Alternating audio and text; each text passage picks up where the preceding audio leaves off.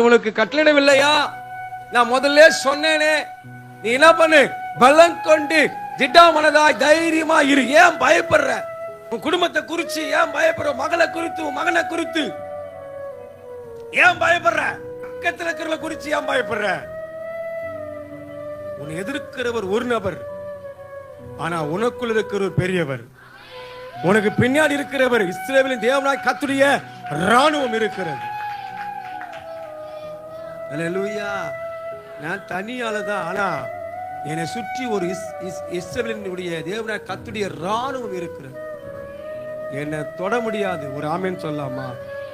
வேதம் சொல்லுது, உன்னை தொடுகிறவன் என் கண்மணியை தொடுகிறான். உன்னை தொட்டான், என் கண்மணியை தொட்டான். உன்னை அழிக்க முடியாது, உன் ஜீவனை பறிக்க முடியாது, உன்னை ஆளை இல்லாம பண்ண முடியாது.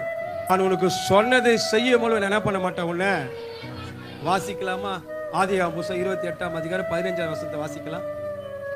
உனக்கு நான் சொன்ன வார்த்தையை நிறைவேற்றும் வரைக்கும் உன்னை கைவிட மாட்டேன். அல்லேலூயா. உனக்கு சொல்ல நிறைவேற்றாம விட மாட்டேன். நான் உன்ட்டு விலகல, உன்னை கைவிடல.